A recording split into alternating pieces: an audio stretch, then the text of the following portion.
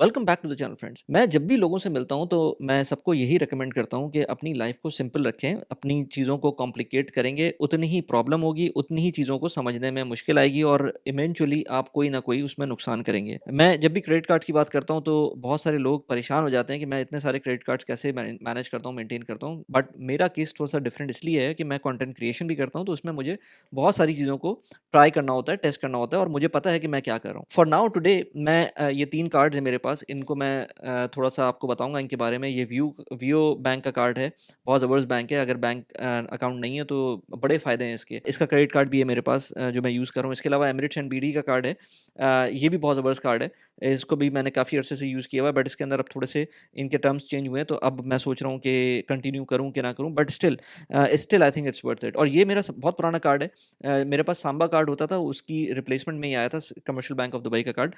मैं उसको काफ़ी अरसे से यूज़ कर रहा हूँ। तो आज इस वीडियो के अंदर मैं आपको बताऊँगा कि मैं ऑलमोस्ट 1000 दिरहम्स किस तरह से सेव कर रहा हूँ यूजिंग दीज़ कार्ड्स। सेव क्या कर रहा हूँ, मुझे मिल रहे हैं वो पैसे यूजिंग दीज़ कार्ड्स। अच्छा, मेरी सिचुएशन थोड़ी-सी डिफरेंट है, आपकी सिचुएशन थोड़ी-सी डिफरेंट होगी, क्योंकि ज़ाहिर-सी बात है 1000 दिरहम्स जब आपको मिल रहे हैं तो उसके उसके जो यूसेज है वो भी मैं स्पेसिफिक तरीके से कर रहा हूँ। ये मेरे एक्सपेंसेस हैं, वो भी स्पेसिफिक किस्म के एक्सपेंसेस हैं। जब भी मुझको ये इस तरह की सिचुएशन हो रही है, हर एक के लिए ऐसा नहीं होता। लेकिन इस वीडियो में मैं ये भी आपको बताऊँगा कि कुछ ऐसे पॉइंट्स हैं। इनफैक्ट मैं आपसे ये बोलूँगा कि ये जो वीडियो अगर आप पूरी देख लेते हैं तो आपको कोई ना कोई इसमें से ऐसा पॉइंट मिलेगा, चाहे वो बेनिफिट्स में हो क्रेडिट कार्ड के, चाहे वो आपके कॉन्स के अंदर हो, या प्रोज़ में हो या कॉन्स में हो। तो उसके अंदर आपको कोई ना कोई ऐसा पॉइंट मिलेगा जो आपने आज तक नहीं देखा होगा या आपने एक्सपीरियंस नहीं किया होगा। तो ज़रूर कमेंट्स में लिख के बताइएगा कि ऐसा कौन-सा पॉइंट था या पॉइंट्स थे जो आपको नहीं पता थे। इसके अलावा डेफ़िनिटली बहुत सारे कार्ड्स होंगे यूएई के अंदर जो आप लोग भी यूज़ कर रहे होंगे, मुझे उसके बारे में भी कमेंट्स में लिख के बताएँ। मैंने ये देखा है कि usually terms and condition change होती रहती हैं कार्ड्स की।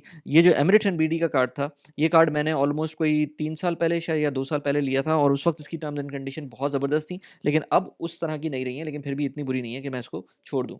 सो विदाउट फर्दर डू सबसे पहले हम बेनिफिट्स की तरफ जाते हैं। सो क्रेडिट कार्ड का सबसे बड़ा बेनिफिट जो होता है वो सेफ्टी एंड सिक्योरिटी और फ्रॉड प्रोटेक्शन होता है। अगर आप क्रेडिट कार्ड यूज़ नहीं करेंगे, सिंपल एटीएम कार्ड या डेबिट कार्ड यूज़ करेंगे, उसके अंदर वो प्रोटेक्शन आपको नहीं मिलेगी, और अगर मिलेगी भी तब भी उसके अंदर वो आई वुड से रोबस्टनेस नहीं होगी जो क्रेडिट कार्ड के अंदर मिलती है। मैं आपको एग्जांपल देता हूँ कि ये जो एमिरेट्स एंड बीडी का कार्ड था, मैंने ऑल्दो कि मैंने कोई इंश्योरेंस वगैरह इसके ऊपर नहीं अपनी डाली हुई है, सिंपल कार्ड है। इसके ऊपर मेरे पास एक दफ़ा एसएमएस आया कि फेसबुक की एक कोई पेमेंट है वो आपने की है। तब मैंने तो अभी तक कोई रिसेंटली ऐसी कोई कैंपेन नहीं चलाई थी कि मुझे उसमें फेसबुक के ऊपर से कोई चार्ज आ रहा हो।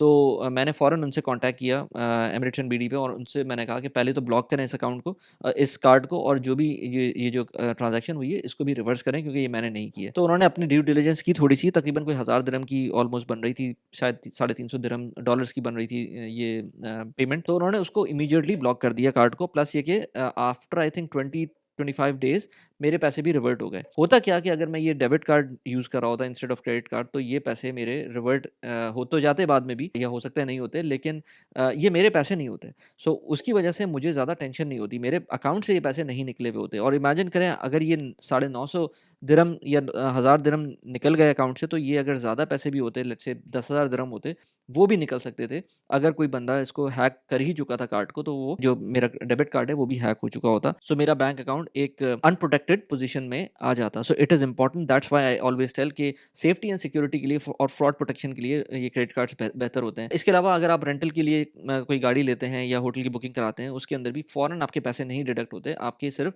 ये चार्ज होता है कार्ड के ऊपर, और बाद में अगर आप लेट्स से कार रेंटल की बात करें और बाद में कोई फ़ाइन लगता है, तो उस वक़्त वो पैसे डिडक्ट करते हैं, या फिर जो एक्चुअल फ़ीस होती है वो डिडक्ट होती है। लेकिन अगर आप एटीएम कार्ड यूज़ करेंगे, अपना डेबिट कार्ड यूज़ करेंगे फॉर कार रेंटल, तो आपसे वो एक अमाउंट चार्ज करेंगे, और वो चार्ज आपके अपने बैंक अकाउंट के पैसों पे होगी। So it is really important for travelling and these things. So मैंने कहा एक बेनिफिट तो आपको पता होना चाहिए। प्रोबब्ली आपको पता होगा अगर आप क्रेडिट कार्ड यूज़ करते हैं। एंड देन मैं जिस तरह से यहाँ पर यूएई में रहता हूँ, और बहुत सारी चीज़ें मैं वो कर रहा होता हूँ जो लोग सोचते नहीं है क्रेडिट कार्ड के ऊपर करने की। जैसे मैंने 2009 में जब पहली दफ़ा गाड़ी ली थी, तो यहाँ पर मैंने उसको कैश पे लिया था। अब वो सही था, नहीं था, बाद में मुझे समझ में आया कि कैश पे नहीं लेनी चाहिए थी, मैं उस उन्हीं पैसों को इन्वेस्ट कर सकता था। बट इन एनी केस मैंने कैश पे ली थी गाड़ी और वो ऑलमोस्ट 72,000 दिरहम्स की गाड़ी थी।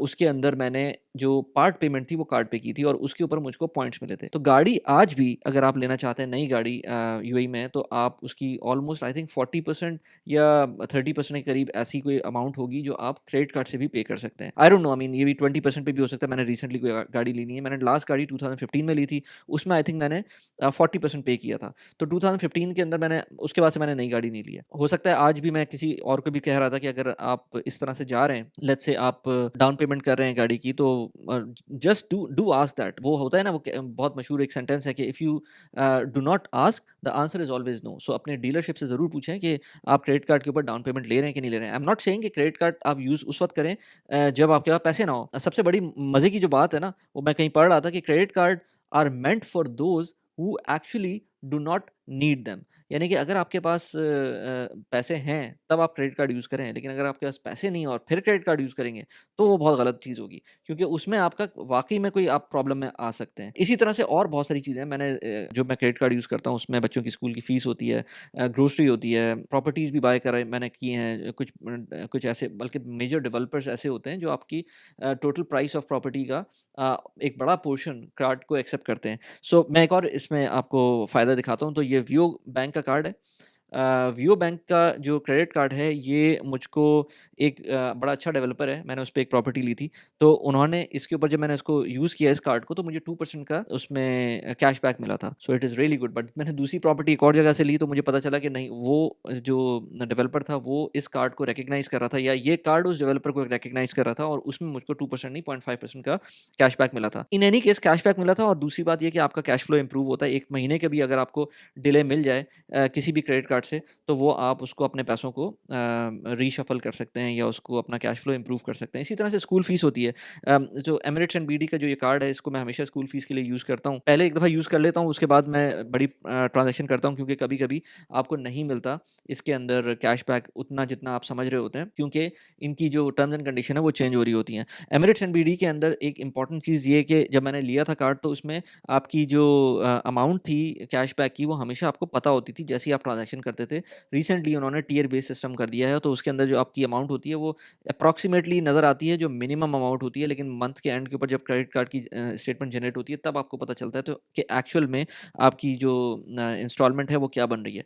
उसके लिए एक बहुत अच्छा कार्ड है।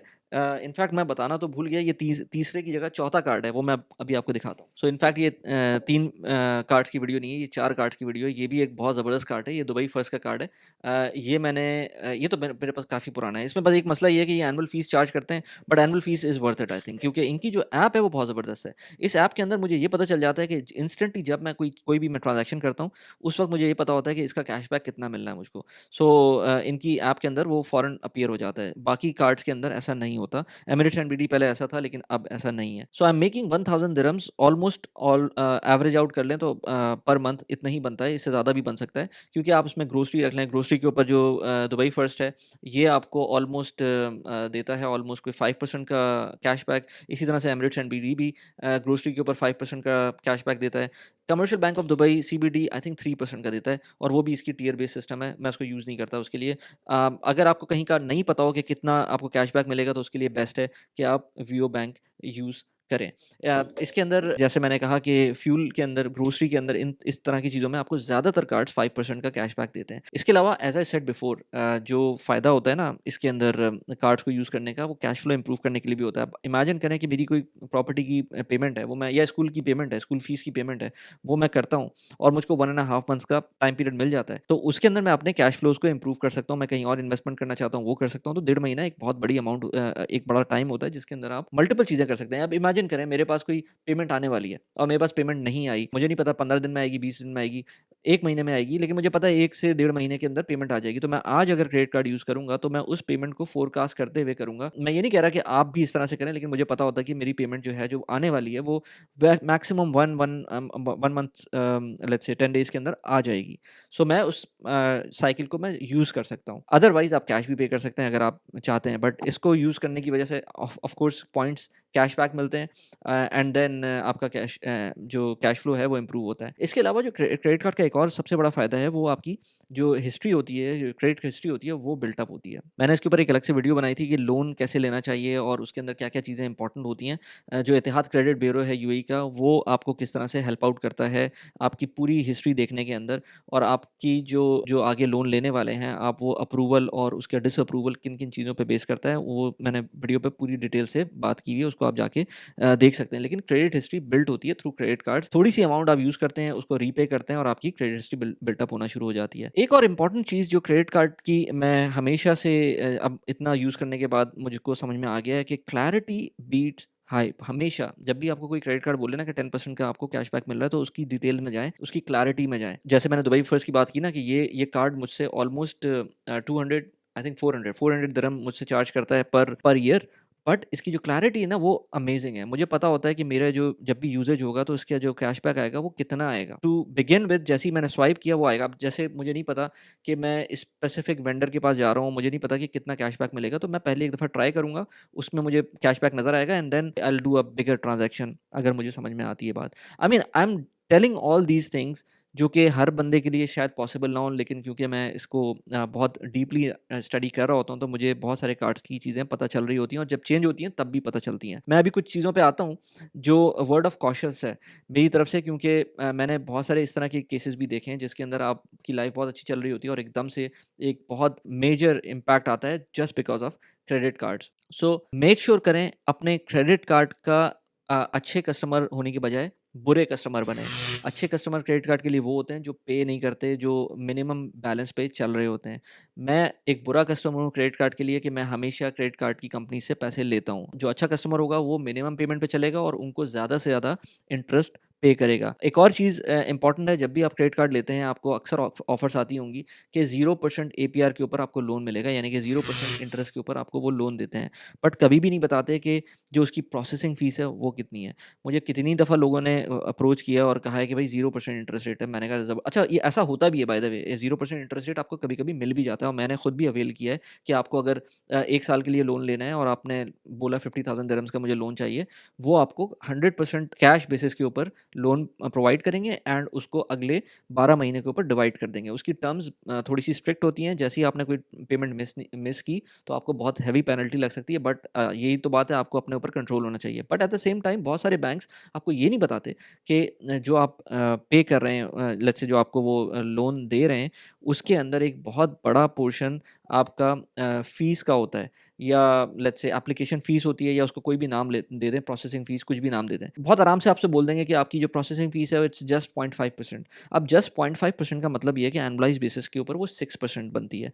6% का मतलब है कि आपको काफ़ी एक्सपेंसिव लोन मिल रहे हैं। ये इतना सस्ता लोन, मतलब पर्सनल लोन नॉर्मली 4.5% का एट मैक्स मिल जाता है, वो यहाँ पर आपको 6% या इवन इससे भी ज़्यादा का लोन वो दे रहे होते हैं। So it is important to understand कि जो प्रोसेसिंग फ़ीस है वो भी ज़ीरो होनी चाहिए, और ये मेरे दोस्तों के साथ हो चुका है इसलिए मुझे पता है। इसके अलावा अपने जो क्रेडिट कार्ड आप यूज़ करें उसमें अंडर यूटिलाइज़्ड रहें, यानी कि अगर आपका किसी ने कोई क्रेडिट कार्ड आपका 10,000 लिमिट का है तो आप उसके ऊपर 6,000 दिरहम से ऊपर ना ही जाएँ तो बेहतर है, क्योंकि आपकी वो जो ईसीबी की मैंने बात की थी ना, जो क्रेडिट हिस्ट्री होती है, रिपोर्ट होती है, उस पे वो इम्पैक्ट करने लगता है, क्योंकि आप अपनी रिपोर्ट अपनी जो मैक्सिमम लिमिट है उससे ऊपर जा रहे होते हैं। I mean I don't exactly remember the threshold, but I think 60-70% से ऊपर ना जाएँ तो ज़्यादा बेहतर है। इसी तरह से जो ओवर लिमिट की वार्निंग है, अच्छा ये बहुत ज़बरदस्त पॉइंट है, क्योंकि ये मेरे साथ अभी रिसेंटली हुआ था। अब हुआ ये कि ये एमिरेट्स एनबीडी का माशाल्लाह से कार्ड था। ये कार्ड था, इसमें इसमें ये चीज़ हुई थी जो मेरे साथ हुई थी, मैं आपको अभी बताता हूँ। इस कार्ड के थ्रू मैंने इनकी कस्टमर सर्विस को कॉल की and then they were gracious enough कि उन्होंने रिवर्ट कर दिए चार्जेस, बट अगर मैं अगेन पूछता नहीं या मैं उसको ट्रैक नहीं कर रहा होता तो मुझे नहीं पता चलता। तो इसमें हुआ ये कि मेरी जो है क्रेडिट लिमिट, मेरे पास 2 कार्ड हैं, मेरी ऐप पे 2 कार्ड्स नज़र आ रहे होते हैं। एक कार्ड मैं यूज़ नहीं करता और दूसरा कार्ड ये वाला है, जो कार्ड मैं यूज़ नहीं करता उसकी एक लिमिट है, और जो मैं ये कार्ड मेरे पास ये है इसकी एक लिमिट है। तो दोनों की कंबाइंड लिमिट मेन स्क्रीन के ऊपर नज़र आती है। जब मैं ऐप के अंदर जाता हूँ तो मुझे नज़र आता है कि एक कार्ड की लेट्स से 40,000 लिमिट है, दूसरे कार्ड की 20,000 दिरहम लिमिट है। अब मैं अंडर द इम्प्रेशन था कि मुझ पे मिनिमम जो जो इनकी थ्रेशोल्ड्स हैं अगर मैं यूज़ कर भी लूँगा तो इतना मसला नहीं होगा। लेट्स से अगर मैं एक कार्ड जो जो मेरे पास था इसको 40,000 दिरहम की जो लिमिट है, अगर इसमें 45,000 दिरहम्स की को भी मैं यूज़ कर लूँगा, तो क्योंकि मेरे पास कंबाइंड लिमिट है तो मुझे प्रॉब्लम नहीं होगी। अच्छा, अगर होती भी प्रॉब्लम तो कार्ड को डिक्लाइन हो जाना चाहिए था। तो कार्ड ना डिक्लाइन हुआ और मैंने 45,000 दिरहम्स की या 43,000 दिरहम्स की मैंने कोई मेरे ख्याल से प्रॉपर्टी की पेमेंट थी, वो मैंने कर ली थी। And then I was okay with that and then later on once the statement came I saw कि मेरे ऊपर एक अच्छा खासा बड़ा चार्ज लगा हुआ है। 3000 दिरहम जो एक्स्ट्रा थे वो तो खैर थे ही, वो तो मैंने स्पेंड किए थे, बट उसके ऊपर एक बड़ी अमाउंट चार्ज लगाई हुई है और वो क्या था, ओवर लिमिट चार्ज था वो। मैंने फिर कॉल की, मैंने कहा यार आप लोगों ने ये बताया भी नहीं और आपको कार्ड को डिक्लाइन कर देना चाहिए था अगर मेरी लिमिट से ऊपर जा रहा था। तो उन्होंने कहा था नहीं, सर्टेन परसेंटेज होती है, हम उसको ऊपर जा हाँ, वो मुझे बोले थे कि 10% होती है शायद, जब भी आपकी 44,000 दिरहम से ऊपर नहीं हुई थी तो हमने डिक्लाइन नहीं किया। तो मैंने कहा डिक्लाइन नहीं किया, बट इतनी छोटी सी अमाउंट के लिए अब मुझ पे आप इतना बड़ा अमाउंट डाल रहे हैं, I am not going to carry on with the card. अगर आप लोगों ने इसको वेव ऑफ नहीं किया तो मैं अभी कार्ड क्लोज कर दूंगा। तो इस तरह की धमकियां देनी पड़ती हैं थोड़ी सी। तो उन्होंने उस चीज़ को मान लिया and then they waved off that thing. So ये अंडरस्टैंड करना कि आपकी ओवर लिमिट, आपकी लिमिट क्या है, उससे ऊपर ऊपर जा सकते हैं, नहीं जा सकते हैं, जाना तो नहीं चाहिए। मुझे था कि मेरी क्रेडिट लिमिट टोटल जो है मैं उससे ऊपर नहीं जा रहा, बट वो कार्ड की लिमिट अलग होती है और उसके ऊपर आपको नहीं जाना चाहिए। सो ये चीज़ अंडरस्टैंड करना इंपॉर्टेंट है। इसी तरह से एक और मेरे फ्रेंड के साथ हुआ था, ऑटो डेबिट ट्रैप। वो बड़ा सीधा सा बंदा है, वो हमेशा बेसिकली जब भी कार्ड यूज़ करता है उसने एक ऑटो डेबिट अपना लगाया हुआ है। एक कार्ड है उसके पास, एक बैंक अकाउंट है, उस बैंक अकाउंट से उसने ऑटो डेबिट लगाया हुआ है। अब ये पिछले 2 साल 3 साल से वो इसी तरह से चल रहा है कि जो भी क्रेडिट कार्ड की एक्सपेंस होता है, स्पेंड होता है, वो महीने के टाइम पर, जिस टाइम पर भी उसको ऑटो डेबिट उसने लगाया हुआ है, उस टाइम पर उसके पैसे कट जाते हैं। 2 महीने से क्या हो रहा था कि बैंक ने अपना सिस्टम चेंज कर दिया। बैंक ने सिस्टम ये चेंज किया कि अब हम सिर्फ़ और सिर्फ़ मिनिमम बैलेंस को ऑटो डेबिट करेंगे, व्हिच इज़ रियली सरप्राइज़िंग। और मैंने सुना था, मैंने कहा था ये कैसे हो सकता है यार, कि आप पिछले 2 साल से एक सिस्टम चला रहे हैं कि पूरे की पूरी अमाउंट आपके बैंक अकाउंट से कट रही है, बट आउट ऑफ ब्लू एकदम से आपने उसको सिर्फ़ और सिर्फ़ मिनिमम पेमेंट पे कर दिया। तो ज़ाहिर-सी बात है, जब मिनिमम पेमेंट आप करेंगे तो आपकी जो भी रिमेनिंग अमाउंट है उसके ऊपर इंटरेस्ट लगना शुरू हो जाएगा। उसको दूसरे महीने में ये बात समझ में आई, क्योंकि वो ट्रैक नहीं कर रहा था। जब उसको ये बात समझ में आई, उसने कॉल किया and it took them 40 days to resolve this issue. मतलब कैन यू इमेजिन, मैं बैंक का नाम नहीं ले रहा अभी, लेकिन 40 डेज़ लगे। उसने पैसे नहीं दिए उसके ऑफ कोर्स, बट ये चलता रहा था issue. So this is why it is important कि ट्रैकिंग बहुत इंपॉर्टेंट है। ट्रैक एंड ट्रेस पे मैंने मेरे ख्याल से एक अलग से वीडियो बनाई थी, बजट ट्रैकिंग ट्रेस के ऊपर, वो भी आप जाके देख सकते हैं। But tracking is really important. अगर आप ट्रैक नहीं करेंगे तो इस तरह के इश्यूज़ आपको मिल सकते हैं। एक और बड़ा इंटरेस्टिंग सा एक इंसिडेंट था जो मेरे सामने ही हुआ था। मेरे एक फ्रेंड थे, हम ऑफ़िस से निकले, उन्होंने हमें साथ में ही जाना था। ही सेड कि यार मुझको पैसे निकालने हैं एटीएम से। मैंने कहा ठीक है, निकाल लें। अब वो निकालने गए वहाँ पर एटीएम से पैसे, तो वो कह रहे थे, वापस जब आए तो उन्होंने बोला यार मुझे अजीब सा लगा, बड़ा अजीब सा इंटरफ़ेस था। नॉर्मली मैं ये निकालता हूँ तो इस तरह का इंटरफ़ेस नहीं आता। मैंने कहा हो सकता है सॉफ्टवेयर चेंज हो गया हो, एटीएम मशीन का कुछ हो गया हो, तो इस वज़ह से आपको लग रहा हो। तो उन्होंने बोला यार मैसेज भी बड़ा डिफरेंट किस्म का आया है, ये जो मैंने जब पैसे निकाले हैं। तो फिर उन्होंने थोड़ा-सा उसको डिग आउट किया तो पता चला कि उन्होंने अपना क्रेडिट कार्ड यूज़ कर लिया था instead of ATM card, which is a grave mistake, because उसके अंदर आपने एक तो कैश निकाला, उसके ऊपर पैसे कटेंगे, कैश विथड्रॉल के ऊपर, क्रेडिट कार्ड के ऊपर बड़ा चार्ज लगता है, और प्लस ये कि डे डे 1 से आपका इंटरेस्ट चार्ज होना शुरू हो जाता है। तो उन्होंने फिर कॉल की, और फिर उनका एटीएम की पिन और क्रेडिट कार्ड की पिन भी सेम थी, और वॉलेट में साथ में रखे होते, डिज़ाइन भी ऑलमोस्ट सिमिलर था क्रेडिट कार्ड और एटीएम डेबिट कार्ड का। So this is important to understand as well. ये सारी चीज़ें आपको ट्रैक में रखना बहुत मुश्किल हो जाता है अगर आप मल्टीपल कार्ड्स को यूज़ करते हैं। मुझ जैसा बंदा भी मिस्टेक्स कर देता है, और मेरे पास ज़्यादा कार्ड्स होते हैं, बट फिर भी मैं बहुत ज़्यादा ट्रैक चीज़ें करता हूँ, और मैं सिर्फ़ इसलिए करता हूँ कि मेरे पास कंटेंट के लिए बहुत सारी चीज़ें होती हैं और फिर मेरे और भी चीज़ चल रही होती हैं। सो इस वजह से मैं इस तरह का कर रहा होता हूँ। अदरवाइज़ मैं सबको यही रिकमेंड करता हूँ, 1 या 2 मैक्सिमम क्रेडिट कार्ड रखें, 1 या 2 बैंक अकाउंट रखें और अपनी ज़िंदगी को सिम्प्लिफाइड रखें। एक और चीज़ इम्पोर्टेंट जो कि क्रेडिट कार्ड्स मैंने देखा अभी रिसेंटली, वो रिडेम्पशन ट्रैप होता है। इनफैक्ट ये वाला जो कार्ड है ना, ये मुझको रिडेम्पशन ट्रैप देता है, और ये वाला जो कार्ड है ये बहुत सिम्प्लिफाइड है।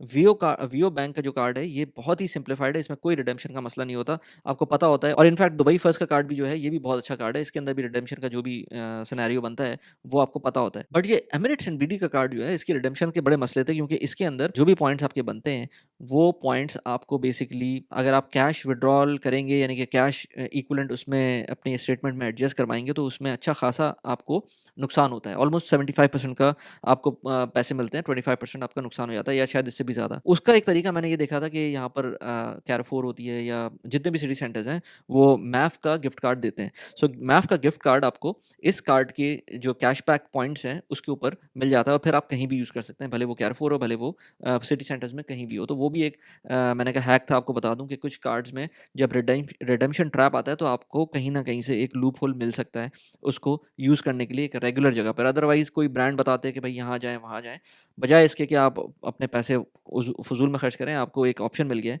कि आप उन्हीं पैसों को ग्रोसरी पे खर्च कर सकते हैं या किसी अच्छी जगह पे खर्च कर सकते हैं। So I talk about personal finance, productivity, real estate on this channel. मैं बहुत सारे डिफरेंट जो यूएई के प्लेटफ़ॉर्म्स हैं, जो इन्वेस्टमेंट प्लेटफ़ॉर्म्स हैं, उनके बारे में वीडियो बनाता हूँ। अगर सर्वा में आप इन्वेस्ट करना है मेरे रेफरल कोड को यूज़ करते हुए, तो अप टू 3000 दिरहम्स आप यूज़ कर सकते हैं। रेफरल कोड को यूज़ करते हुए अपना बोनस ले सकते हैं। यहाँ पर उस वीडियो का लिंक भी लगा दिया है, उसको देखते हुए और नीचे रेफरल कोड भी है, उसको देखते हुए यूज़ कर सकते हैं। इसके अलावा स्टेक एक बहुत अच्छा प्लेटफ़ॉर्म है, UAE based crowd funded properties का, उसको आप यूज़ करते हैं, तो आपको दुबई की रियल एस्टेट के अंदर इन्वेस्ट कर सकते हैं एज़ लो एज़ 2000 दिरहम्स। यहाँ पर उस वीडियो का लिंक लगा दिया, उसको भी जाके देख सकते हैं। कैसी लगी वीडियो प्लीज़ मुझे बताइएगा। Thanks for watching the video. Bye bye.